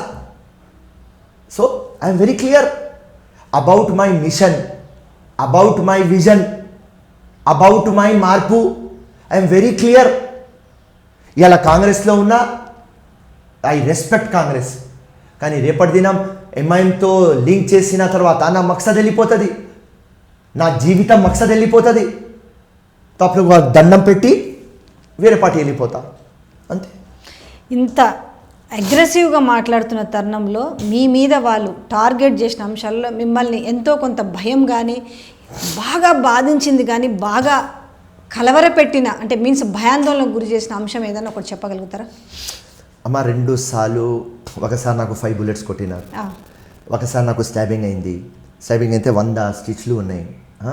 అప్పుడు కూడా డైన్ డిక్లరేషన్, హాస్పిటల్లో డైన్ డిక్లరేషన్ ఏమంటే కొంచెం మాకు ఆ సంఘటన ఒక్కసారి గుర్తు చేయండి. చెప్తాను.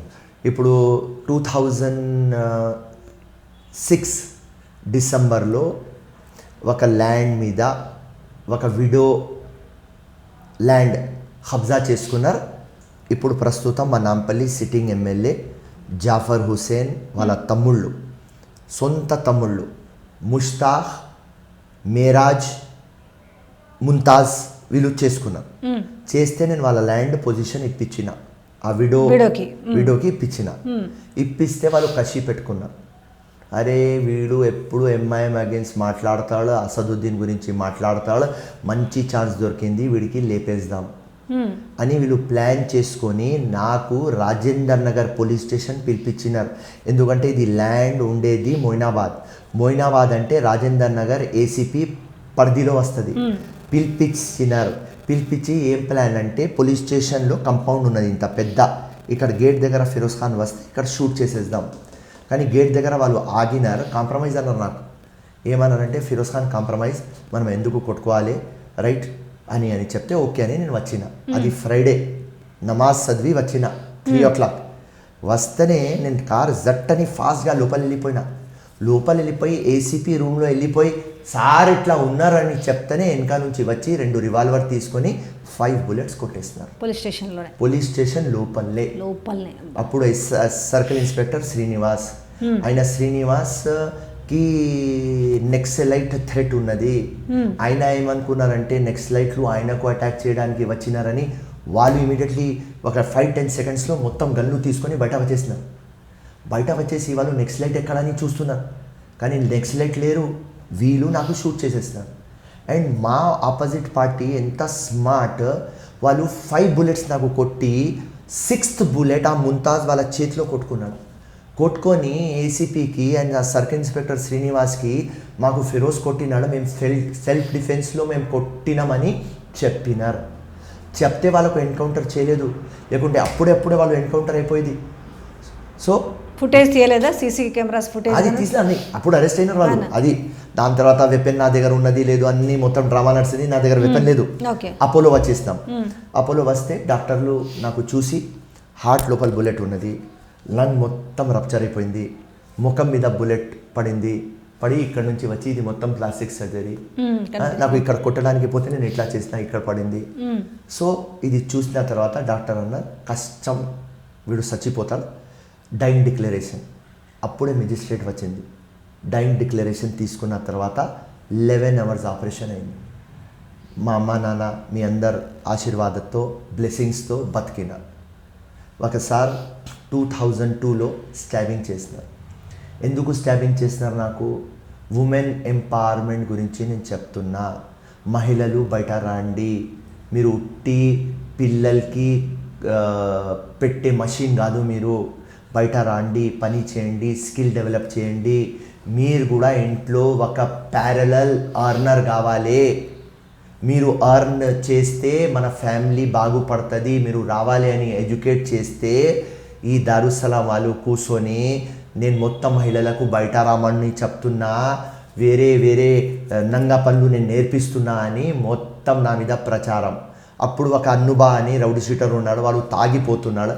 నేను అక్కడి నుంచి వస్తున్నా యూసుఫాబాద్ దర్గా దగ్గర నుంచి. వాడు అరే మా ముస్లిమ్స్ అమ్మాయిలకు బయట రామంటున్నాడని ఏదో రాంగ్ నా మీద ఇంప్రెషన్ పెట్టి నాకు స్టాబింగ్ చేస్తాడు. దాని తర్వాత అతనికి జైలు పోయినాడు, కన్విక్ట్ అయిపోయినాడు. ఆ జైల్లోనే వాడు చచ్చిపోయినాడు కూడా. అది అప్పుడు కూడా కేర్ హాస్పిటల్లో అడ్మిట్ చేస్తారు. కేర్ హాస్పిటల్లో అడ్మిట్ చేస్తే అప్పుడు కూడా డైయింగ్ డిక్లరేషన్, వీడు బతకడు అని. మొత్తం ఇంటెస్టైన్స్ పస్ అయిపోయింది, ఇన్ఫెక్టెడ్ అయిపోయింది. అప్పుడు బతికిన. 2006లో బతికిన. రజాక్ అని మా రైట్ హ్యాండ్, అతనికి మర్డర్ చేసినారు. ఉట్టి పోస్టర్ గొడవ.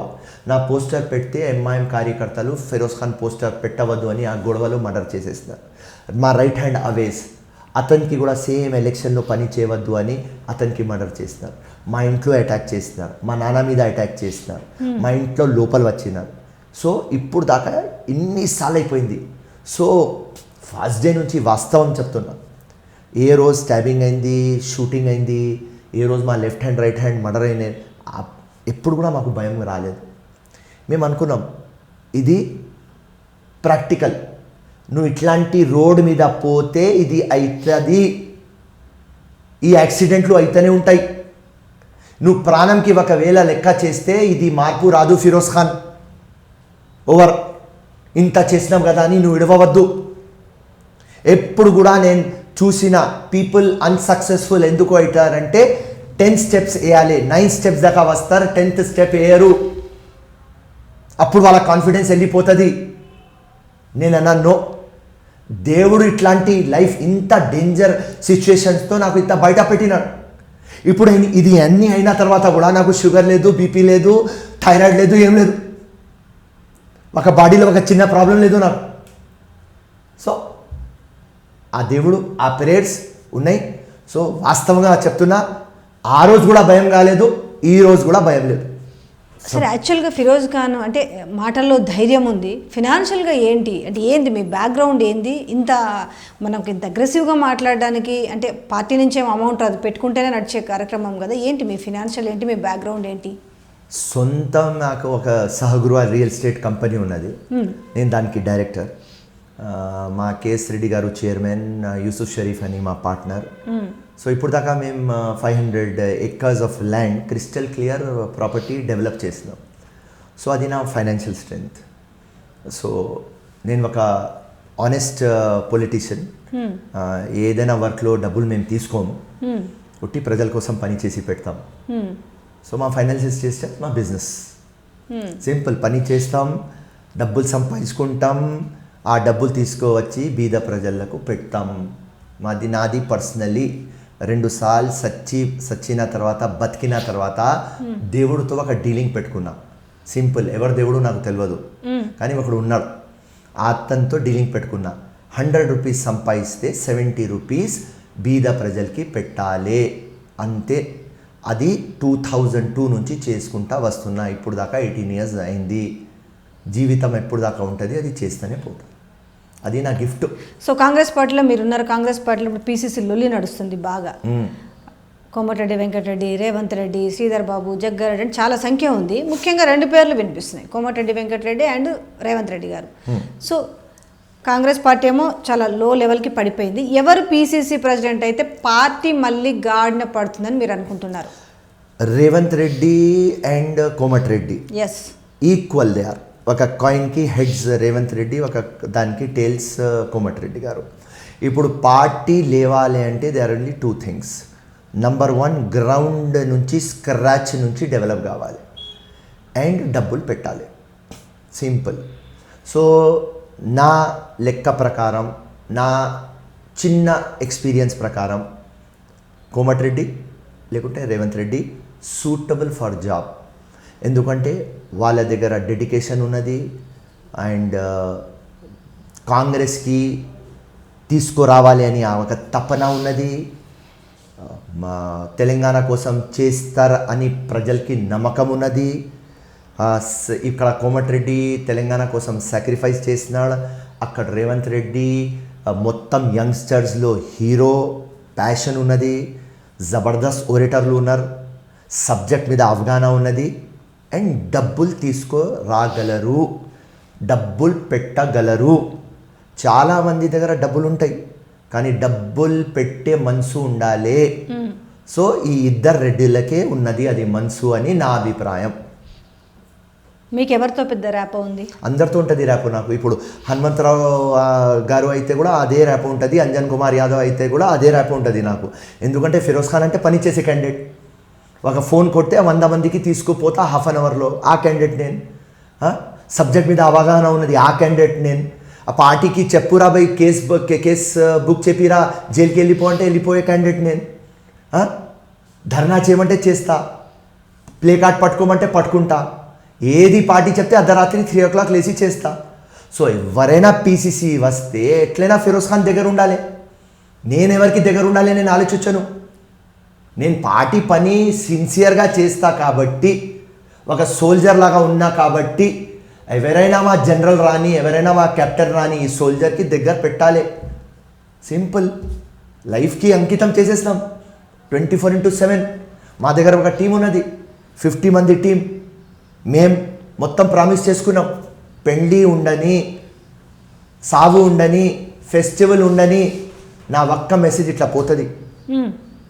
పెళ్ళి ఇడ్చేస్తారు, సాగు ఇడ్చేస్తారు, ఫెస్టివల్ ఇడ్చేస్తారు, వితిన్ 15 minutes ఉంటారు. అట్లాంటి ఒక టీం మా దగ్గర ఉన్నది. Commitment team, committed team. So ఎవరైనా పీసీసీ రాని, హంగామా చేయాలంటే హైదరాబాద్లో హంగామా చేయాలంటే చేసేది ఎవరు? ఇప్పుడు పాస్ట్ 2 years నుంచి చేస్తారు ఎవరమ్మా? ఆనెస్ట్గా చూస్తే 3 ఫిరోజ్ ఖాన్, అంజన్ కుమార్ యాదవ్, అనిల్ యాదవ్. 3 పబ్లిక్కి తీసుకువస్తారంటే ఈ 3. వేరే లీడర్లు వస్తారు, నో ప్రాబ్లం, వాళ్ళ మీద మీకు చాలా రెస్పెక్ట్ ఉన్నది. కానీ ఎప్పుడు ప్రొటెస్ట్ చేసేది ప్రతి ఒక్క ఇష్యూలో ఎవరమ్మా? మేము 3. ఏ ఒక చిన్న ఇష్యూ కూడా మేము ఏడవలేదు. కానీ అన్ఫార్చునేట్గా ఈ గ్రేటర్ హైదరాబాద్ ఎలక్షన్లో పొలిటికల్ పోలరైజేషన్ అయిపోయింది అని కాంగ్రెస్ ఓడిపోయింది. టీఆర్ఎస్ పార్టీకి ఆల్టర్నేటివ్ బీజేపీ అని చెప్పుకుంటుంది. బీజేపీ ఉండబోతుందా? కాంగ్రెస్ మళ్ళీ పోటీకి రాబోతుందా?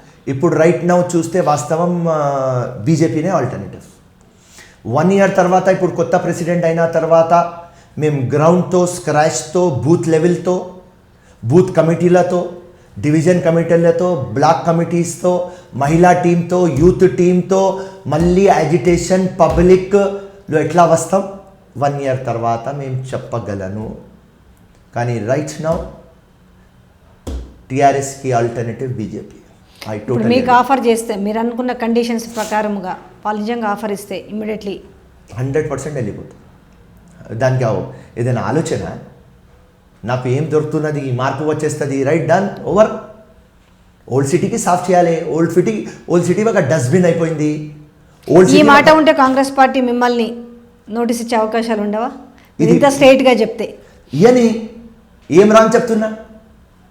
ఆ కాంగ్రెస్ పార్టీ కూడా తెలుసు, అరే అసదుద్దీన్ ఓవైసీ, అమిత్ షా, నరేంద్ర మోదీ, బీ టీమ్ ఈ బీజేపీ పార్టీ అసదుద్దీన్ మీద టికెట్ ఇస్తా అని చెప్తారమ్మా?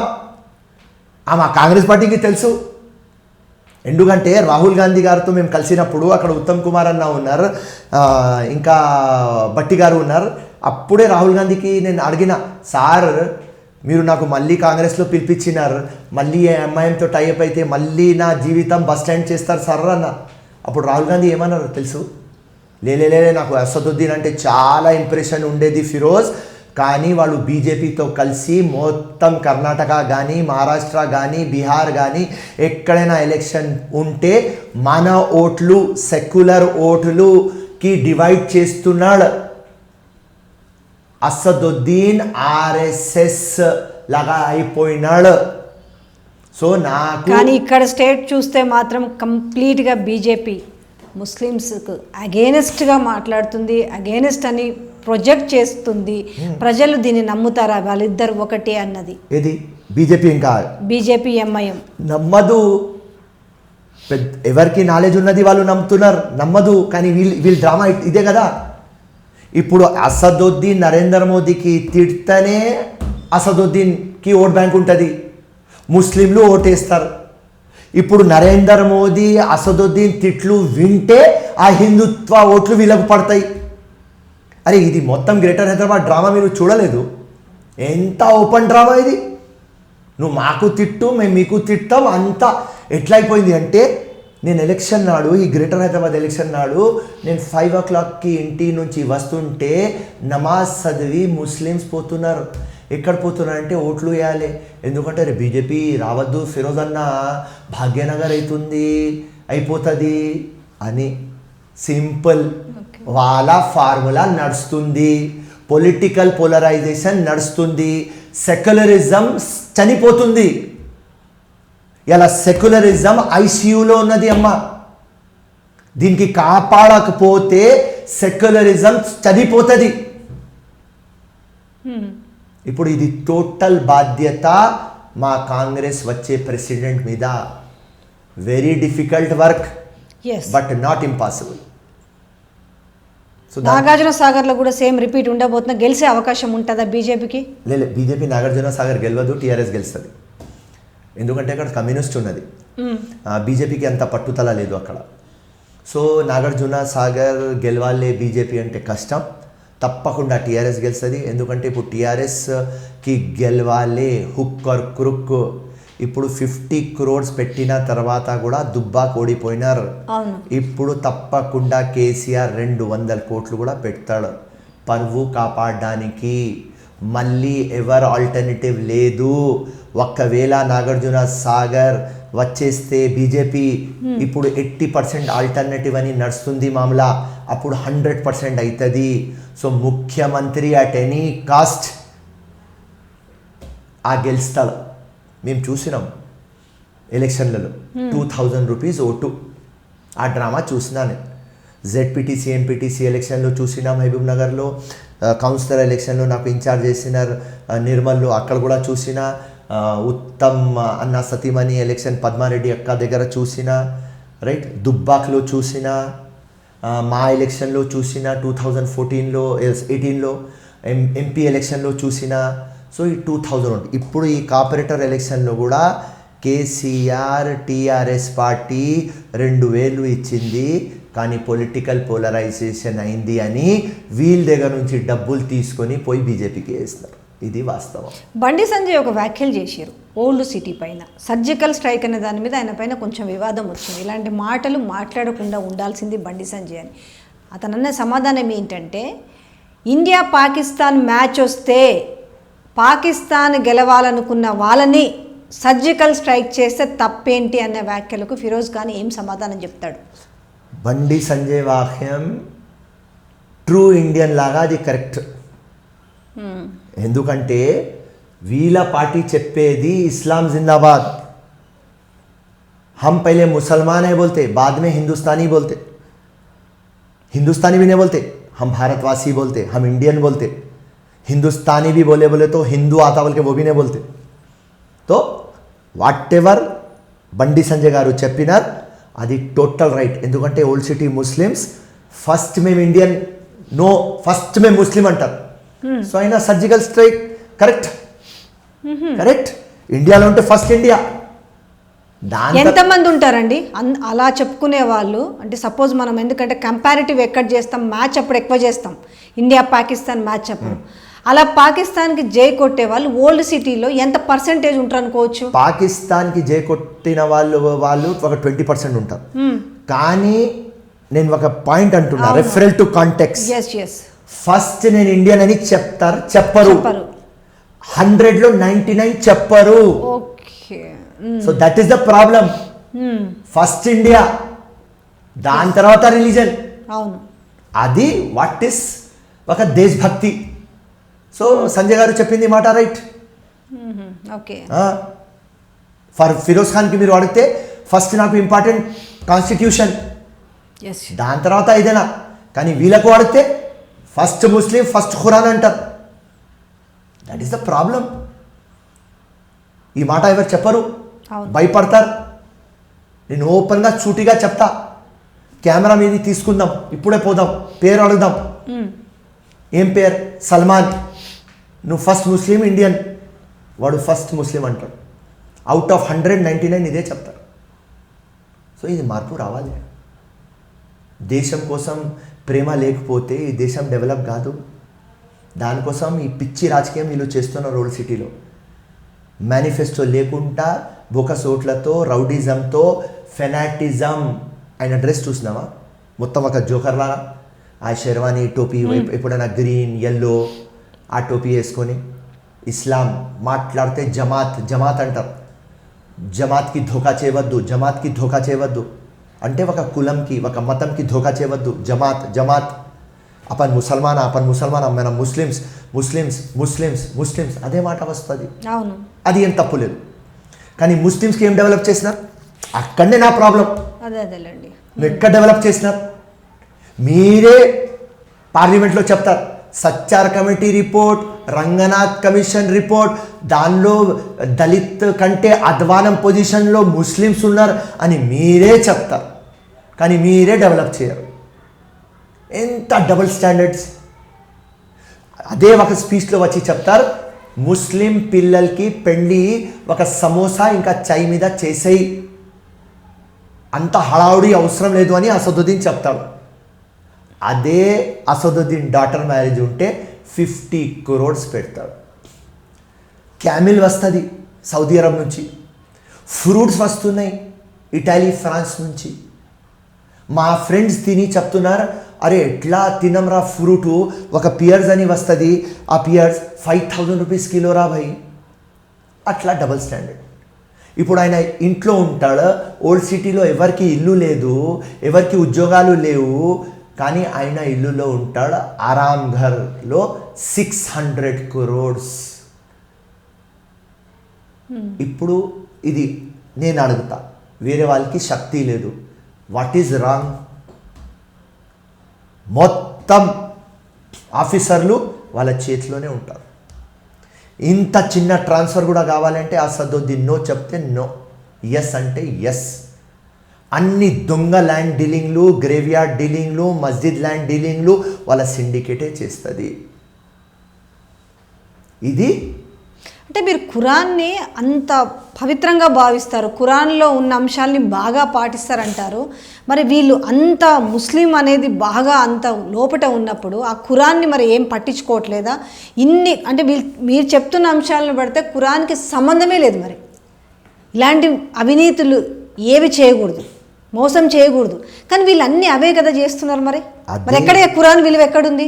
అదే రిలీజియన్కి కన్వీనియన్స్గా యూజ్ చేస్తున్నారు వీళ్ళు. ఆ లిబాస్లో వచ్చి అట్లా అటైర్ వేసుకొని పబ్లిక్కి నంపిస్తారు, మేం ముస్లిం లీడర్.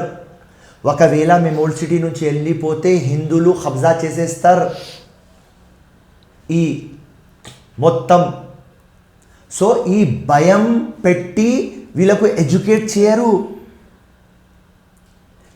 చేయరు, ఎకనామికలీ, సోషలీ, ఫైనాన్షియలీ వీళ్ళు బ్యాక్వర్డ్ ఉంటారు.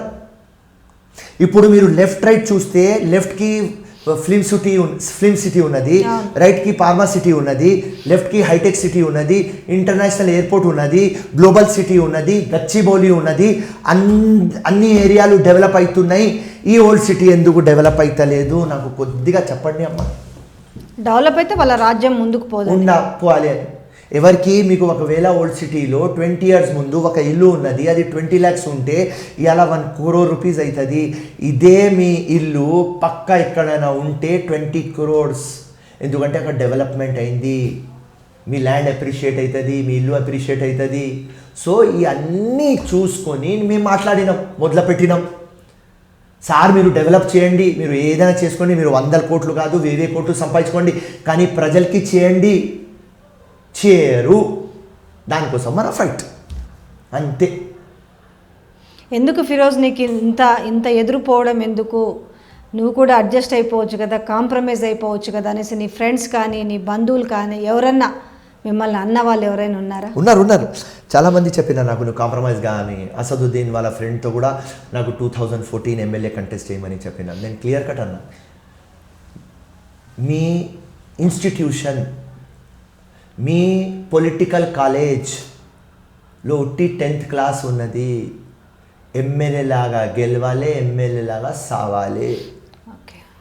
అసెంబ్లీ వస్తే అక్బరుద్దీన్ మాట్లాడతాడు, పార్లమెంట్ వస్తే అసదుద్దీన్ మాట్లాడతాడు, ప్రెస్ ముందు మాట్లాడలేరు.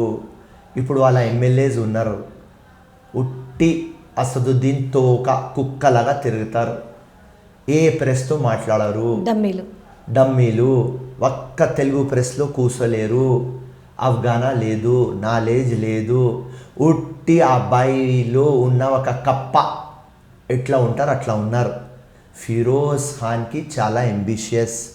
ఫస్ట్ మార్పు తీసుకురావాలి. అండ్ దేవుడు నాకు వయస్సు ఇస్తే మినిమం సస్తప్పుడు డిఫెన్స్ మినిస్టర్ లేకుంటే గవర్నర్ కాశ్మీర్ లాగా సావాలే కదమ్మా. ఈ అమ్మాయి పార్టీలో వస్తే ఏమొస్తుంది? ఏమి రాదు. ఉట్టి మనం ఎమ్మెల్యే లాగా. ఇద్దరు అన్నదమ్ములు. అక్బరుద్దీన్ ఏమో అంటనే ఉన్నాడు, నేను ఎప్పుడు పోతున్నా తెలియదు, నా హెల్త్ కండిషన్ బాగలేదు అంటున్నాడు. ఏంటి హెల్త్ కండిషన్? వెయిట్ చేద్దాం. ఆయన హెల్త్ కండిషన్ పాడైపోయిన తర్వాత ఆయన లేనప్పుడు మనం అసెంబ్లీలో మాట్లాడదామమ్మా. So that not possible. Main అంట ఉందా అలాంటి హెల్త్ కండిషన్? ఉందా సిచ్యువేషన్? ఉన్నది అంటే అంత వర్స్ లేదు. అది కూడా ఆయన అక్బరుద్దీన్ ఏమంటే పెద్ద డ్రామా. ఎక్కడైనా ఏదైనా స్పీచ్ చేయాలి, ఎమోషన్గా మాట్లాడుతున్నా స్పీచ్ చేయాలి అంటే ఒక 20 days నుంచి ఆయన ఇంట్లో ప్రిపరేషన్ అవుతుంది. మొత్తం షారూఖ్ ఖాన్ లాగా ఒక స్క్రీన్ ఉంటుంది.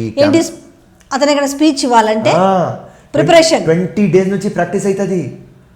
ఆ మొత్తం ఆయన ఇంటికి పోండి బంజారాహిల్స్కి, ఎప్పుడైనా మీరు పోతే పెద్ద అద్దం ఉంటుంది, మైక్ ఉంటుంది, మొత్తం వెనక లెఫ్ట్ రైట్ వాళ్ళ నాన్నతో ఉన్న వాళ్ళు డిక్టేషన్ ఇస్తారు.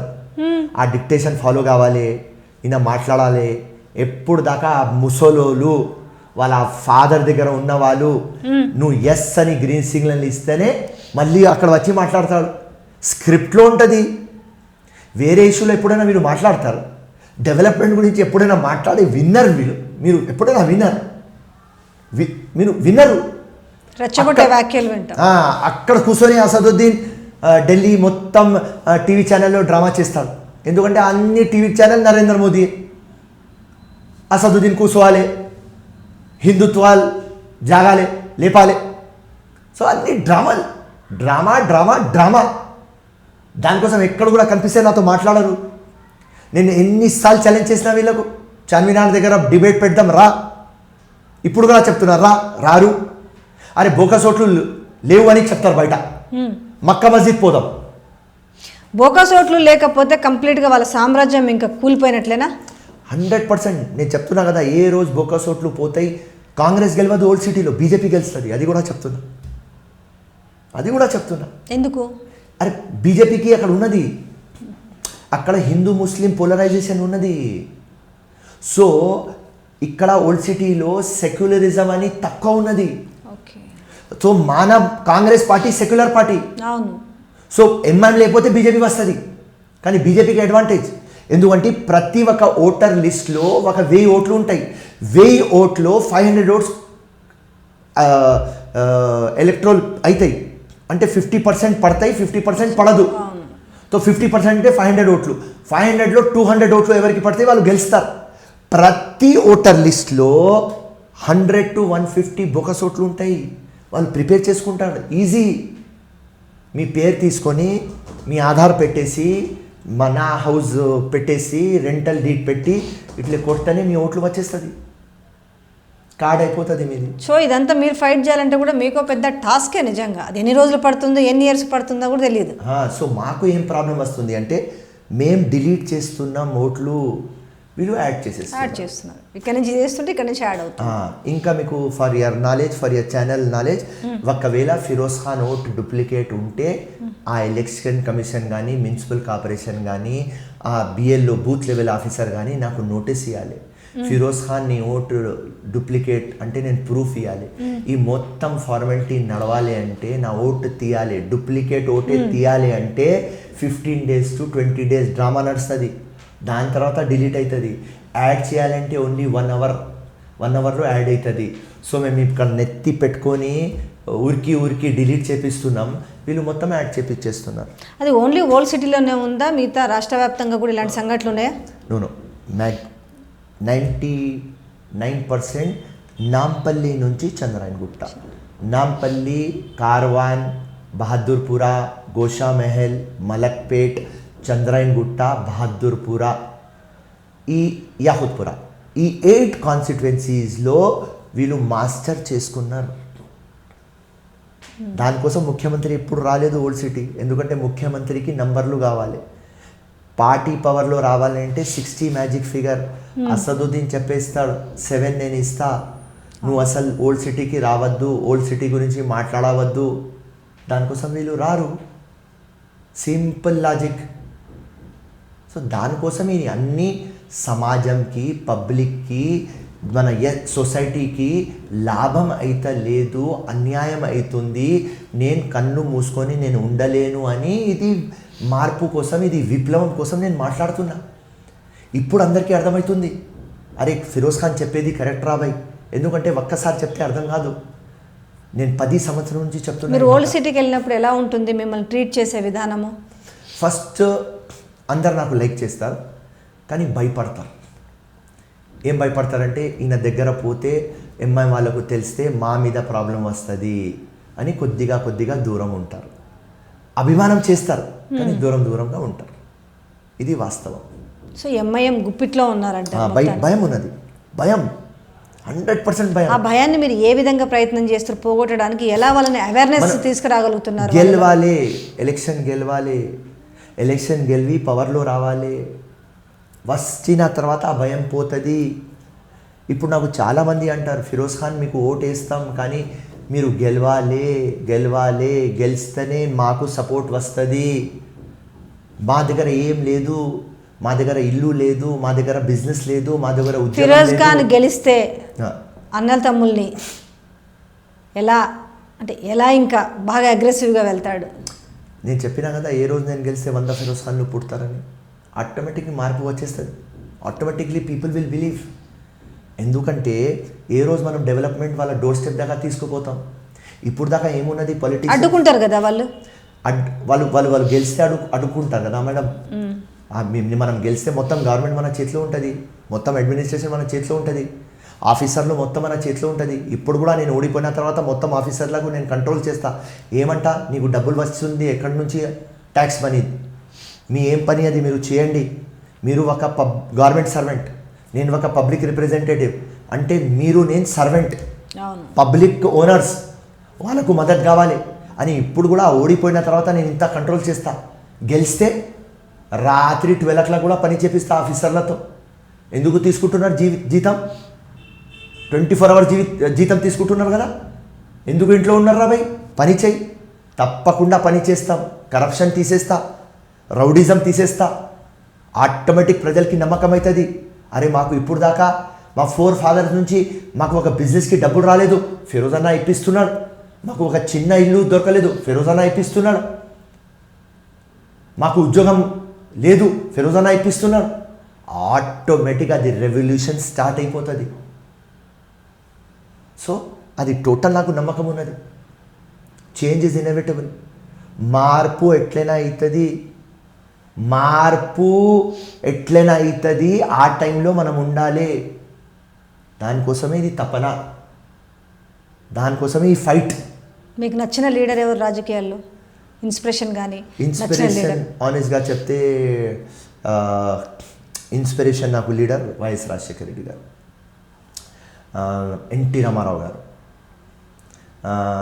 ఇంకా ఫాలో అవుతా నేనంటే ఎవరి సిద్ధాంతాలు, అది డాక్టర్ బిఆర్ అంబేద్కర్ గారు. సో అన్నా హజారే నాకు చాలా ఇష్టం. సుభాష్ చంద్రబోస్, నేతాజీ, భగత్ సింగ్. సో ఈ అందరు నాకు చాలా ఇష్టం. గాంధీజీ తెచ్చినాడు ఫ్రీడమ్, కానీ గాంధీజీ మీద అంతా నాకు క్రేజ్ లేదు, రెస్పెక్ట్ ఉన్నది. సో జగన్మోహన్ రెడ్డి పైన మీ అభిప్రాయం? Jagan great fellow. ఒక పులి కొడుకు అయిన తర్వాత ఒక పులిలాగా బిహేవ్ చేస్తున్నాడు. I admire him. And even I admire KCR గారు ఆల్సో. తెచ్చినాడు, తెలంగాణ తెచ్చినాడు. నేనే అగేన్స్ట్ మాట్లాడినా, కానీ నేనే ఒప్పుకున్నా. ఎవరికైనా మైండ్లో విప్లవం ఉంటే, ఆ కషి ఉంటే, ఆ తపన ఉంటే, ఆ జిద్దు ఉంటే 100% మనకు వస్తుంది. అంతే. ఆయన ఏం చేసినారు, మొత్తం సోనియా గాంధీకి రైట్ నేను విలీనం చేస్తా అని కాలు మొక్కి, దాని తర్వాత సోనియా గాంధీ చీర గుంజినాడు, అది వేరే సంగతి, ఇడిసే. కానీ హుక్ ఆర్ క్రుక్ ఆయన ప్రూఫ్ చేసినాడు కేసీఆర్ గారు. Everything is fair in love and war అని తీసుకువచ్చేస్తున్నాడు. సో కేసీఆర్ గారికి కూడా నేను అడ్మైర్ చేస్తా, బికాస్ హీ గాట్ తెలంగాణ. సినిమాలు చూస్తారా? చాలా తక్కువ. నచ్చిన హీరోలు ఉన్నారా తెలుగులో ఎవరైనా? తెలుగులో హీరోస్ అంటే ఓకే చూస్తా. That Mahesh Babu, I like him. Then హిందీలో చూస్తే I like Akshay Kumar. That దీపికాకి పెళ్లి చేసుకున్నారు రణ్వీర్ కపూర్ వాళ్ళు, రిషి కపూర్ కొడుకు. I like that. Feroz Khan ప్రజలకు అందుబాటులో ఉంటాడా? ఫోన్ చేస్తే స్పందిస్తారా? ప్రాబ్లము 24/7 పబ్లిక్లోనే ఉంటా. అదే ప్రాబ్లం. అది ప్రాబ్లం అందరికంటే ఎక్కువ నా భార్యతోనే. ఎప్పుడు ప్రజల్లో ఉంటావా, నాకు కొద్దిగా కూడా టైం ఇవ్వను అది అని. ఎప్పుడు నాకు ఫైట్, పెళ్ళి నుంచి ఇప్పుడు దాకా ఒక 17 years నుంచి ఇదే ఫైట్. బాధ ఉందా పిల్లలు లేరు అనేసి? ఫస్ట్ బిగినింగ్లో నా గురించి అంతా అండర్స్టాండ్ కాలేదు మా భార్య. కానీ ఒక 5-6 years తర్వాత ఆమెకు అర్థమైంది. ఏదో ఒక మార్పు కోసం మా హస్బెండ్ వచ్చినాడు, ప్రజల కోసం వచ్చినాడు, ఏదో సొసైటీకి డెవలప్ చేయడానికి వచ్చినాడు. సో మనం డిస్టర్బ్ చేయవద్దు. ఎన్నిసార్లు ఓడిపోయిన తర్వాత కూడా నెక్స్ట్ డే ఆఫీస్కి వెళ్ళిపోతాడు. నెక్స్ట్ డే ఏదైనా ధర్నా ఉంటే పార్టిసిపేట్ చేస్తాడు. ఫేస్ మీద రాదు, ఎవరికి తిట్టాడు. నేను ప్రజలకి ఇంత పని చేసినా నాకు ఓట్లు వేయలేదు, నేను ఓడిపోయినా, ఈ బట్టెబాజ్ పబ్లిక్, ఫాల్తూ పబ్లిక్ ఇది చీట్ చేసింది నాకు అని ఒక్కసారి కూడా చెప్పాడు. ఎప్పుడు అంటాడు ఏదో లోపాలు నాలో ఉన్నాయి, గెలిచినప్పుడు ఆ ప్రజలకి ఇచ్చేస్తా, ఓడినప్పుడు నా నెత్తి మీద పెట్టుకుంటా అని నవ్వుకుంటా మళ్ళీ పని మీద పోతాడు, ప్రజల్లోనే ఉంటాడు. సో ఫిరోజ్ ఖాన్ అంటే 24/7. రాత్రి 3 o'clock కూడా మీరు కాల్ చేస్తే నేను ఫోన్ లిఫ్ట్ చేస్తా. అండ్ ఇది మా ఆఫీస్ది ఒక గ్రేట్నెస్ అండ్ ఇంపార్టెన్స్. ఈ ఆఫీస్ నుంచి ఎవరైనా వచ్చిన తర్వాత పని కాకుండా ఇప్పుడు దాకా పోలేదు. ప్రతి ఒక్క ఆఫీసర్కి నేను ఫోన్ చేస్తా. నేను పవర్లో ఉండకపోని, కలెక్టర్ ఉండని, కమిషనర్, డీసీపీ, ఎంఆర్ఓ, ఆర్డీఓ ఎవరైనా కానీ, హాస్పిటల్, స్కూల్ ఎక్కడైనా ఫిరోజ్ ఖాన్ ఫోన్ పోతుంది, పని అవుతుంది. లేకుంటే ఫిరోజ్ ఖాన్ అక్కడ వెళ్ళిపోతామా. హీరోతోటి అంటారు కదా, ఎందుకు ఈ రాజకీయాల్లోకి వచ్చిన హ్యాపీగా హైట్ పర్సనాలిటీ అవి ఉన్నాయి కదా, ఒక సినిమా ఇండస్ట్రీ కన్నా పోవాల్సిందన్న వాళ్ళు ఎవరైనా ఉన్నారు? చెప్పినారమ్మా, చాలామంది అన్నారు. నేనన్నా ఓకే, అక్కడ పిక్చర్లో పోతే